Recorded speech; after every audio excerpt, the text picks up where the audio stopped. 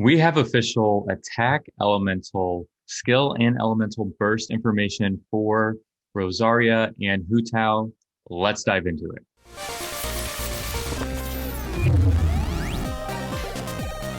Big shout out to Honey Genshin Impact, as all the stats and all the descriptions that we're looking at today come from her database. I will leave a link below in the description for you to check out her website. So we know both of these characters are coming pretty soon. So here we have Rosaria's elemental skill and elemental burst. Rosaria's elemental skill is Ravaging Confession. So Rosaria swiftly shifts her position to appear behind her target, then pierces and slashes it with her polearm, dealing cryo damage. This ability cannot be used to travel behind opponents of a larger build. So that sounds kind of cool and interesting. It's kind of nice that it's a repositioning effect.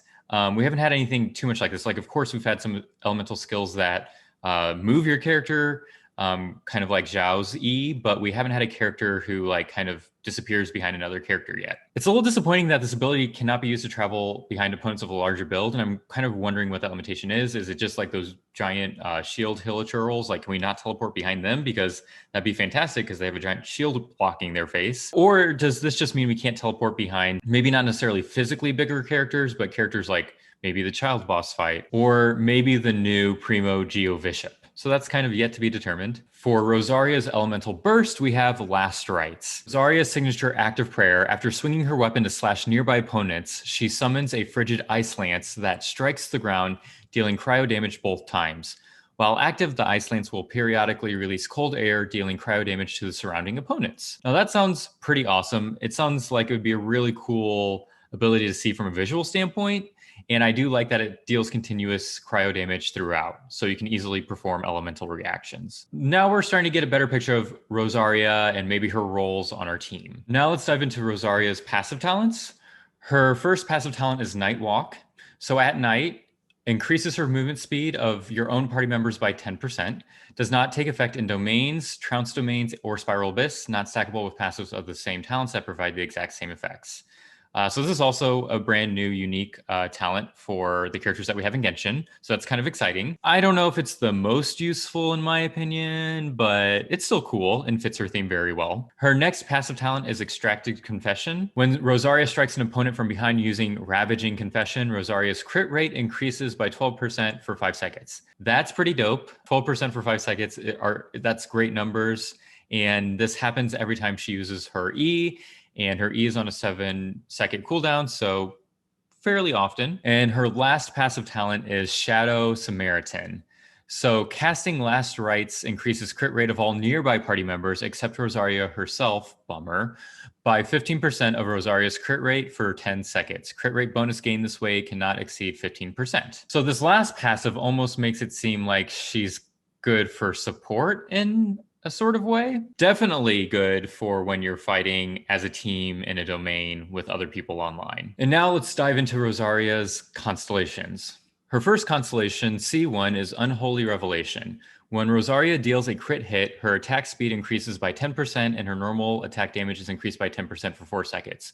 Once again, this stacks super well off of her passive talents and her E skill. So that's C1 is going to be great for Rosaria. C2 is Land Without Promise. The duration of the ice lanes created by Last Rites is increased by 4 seconds.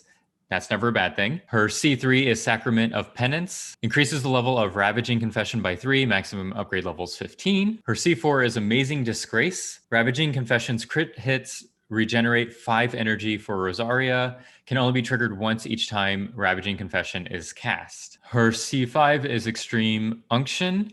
Increases the level of Last Rites by 3. Maximum upgrade level is 15. And her C6 is Divine Retribution. So Last Rites attack decreases opponent's physical resistance by 5% for 10 seconds, max of 4 stacks. Fantastic. Once again, that's great for her as maybe a DPS, but then also great as a sort of burst support. Now let's talk about her normal attack. And when we look at her normal attack, I really want to compare it to Sheng Li's normal attack, since they're both polearm users and they're both 4-star characters. So let's take, everyone likes to look at level 6. So let's look at level 6 for both of these fine ladies. Across the board, what we can kind of see is that Rosaria hits harder than Sheng Li does at level 6. So that's kind of great to see, but at the same time, is this because Rosaria is meant to be more of a DPS than Sheng Li, or is this just power creep. And even though we only looked at level 6, these numbers are basically an increase for Rosaria almost at any point. So I hope that gives you a better idea of how Rosaria might fit into your team and what sort of role you might want her to play. Of course, we won't fully know until we can get our hands on her, but until now, you might be able to make some judgment calls. Next, let's dive into HuTao's abilities. So HuTao's E seems to be named Paramita Papilio, and this elemental skill increases HuTao's attack based on her max HP at the time of entering this state. Attack bonus gained this way cannot exceed 400% of HuTao's base attack.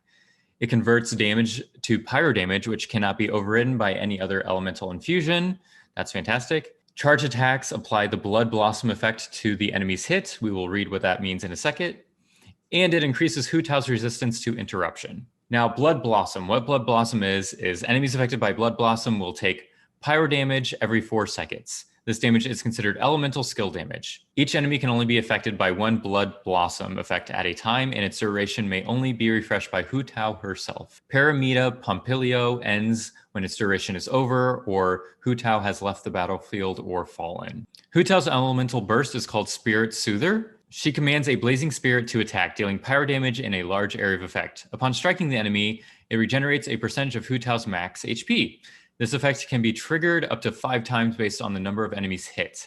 If HuTao's HP is below or equal to 50% when the enemy is hit, both the damage and HP regeneration are increased. So this is the key to HuTao and the HP manipulation that we've all assumed she was going to have. Now, if we take a look at HuTao's passive talents, her first one is the more the merrier. When HuTao cooks a dish perfectly, she has an 18% chance to receive an additional suspicious dish of the same type. Her next passive talent is Flutterby.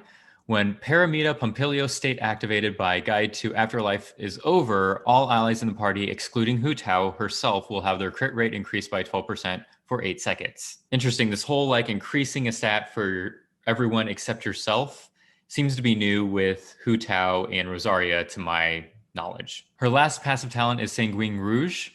When HuTao's HP is equal to or less than 5%, her pyro damage is increased by 33%. Now let's dive into HuTao's constellations to see if you're going to stay at C0 HuTao or if you might want to invest a bit more. Her C1 is Crimson Bouquet. While in Paramita Pompilio state activated by Guide to Afterlife, HuTao's charge attacks do not consume stamina. That's a not as exciting C1 for me, considering that other folks like Ningguang have something similar, and how much harder it is to just get a constellation on a 5-star, but who knows, maybe it's more OP than I realize. Her C2 is Ominous Rainfall. It increases Blood Blossom damage by the amount equal to 10% of HuTao's max HP at the time the effect is applied. Additionally, Spirit Soother will also apply the Blood Blossom effect. That seems rad that this constellation also allows her Elemental Burst to apply Blood Blossom as well. Her C3 is Lingering Carmine. Increases the level of Guide to Afterlife by 3. Maximum upgrade level is 15. Her C4 is Garden of Eternal Rest.